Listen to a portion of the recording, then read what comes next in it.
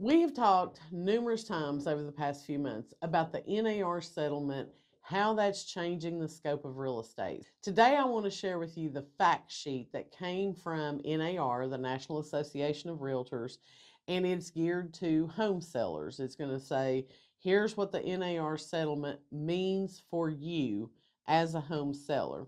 So you still have the choice of offering compensation for buyer brokers, and that you may consider doing this as a way of marketing your home or making your home more attractive to buyers. Your agent must conspicuously disclose to you and obtain your approval for any payment or offer of payment that the listing broker will make to a buyer's broker. Now, Tennessee forms, we've been doing this all along. Our listing agreements already had all that built in. But NAR is the National Association of Realtors, so some states apparently did not do that. Third thing is this disclosure must be made to you in writing in advance of any payment or agreement to pay another broker acting on behalf of buyers. Number 4, you as the seller can still make an offer of compensation, but your agent cannot include it on the MLS service. MLSs are local marketplaces used by both buyer and sellers to share information about properties for sale. So that is probably our biggest change right now, is that offers of compensation here in our MLS start tomorrow. We're no longer going to see that. That field from our MLS is going to be completely eliminated. What that means is that we can't put it in private remarks that you are offering seller concessions. We can't put it in the public remarks that you're offering a buyer broker compensation. We are allowed to post that on our social media. As a company, we're allowed to have that information on our website, but it's not going to be in the MLS. So it is going to be a little more challenging for both listing and buyer agents, because as a listing agent, before a buyer agent will show this house, they're going to have to find out from me what the compensation is going to be, if any. So if I'm a busy listing agent, I'm getting numerous texts, phone calls, whatever, throughout my day. So I think that's going to be the biggest challenge, is the best way to communicate with agents to let them know ahead of time if there's going to be a buyer agent commission offered by the seller on a particular listing.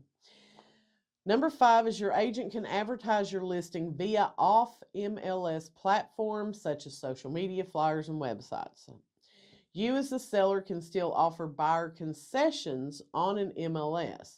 The concessions doesn't necessarily equate to compensation. That could be for a rate buy down. That could be for a buyer's closing cost. But we will have a field that's going to be yes or no only that says seller concessions.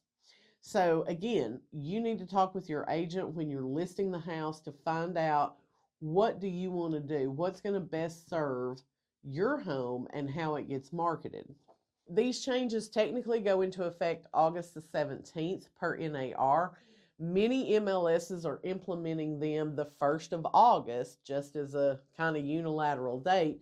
Since August 17th is on a Saturday, this gives everybody a couple of weeks before D-Day, so to speak, to get everything in place and working. So here's what the settlement doesn't change. It doesn't change that we as agents are here to help and assist you through the selling process of your home, and we are ethically obligated to work for you in your best interest. Compensation is fully negotiable. That hasn't changed. Compensation has been negotiable since real estate started, because I'm sure you've heard everything in real estate is negotiable, right? The compensation with your agent and whether or not you're paying a buyer's agent, those things have always been negotiable. That has not changed.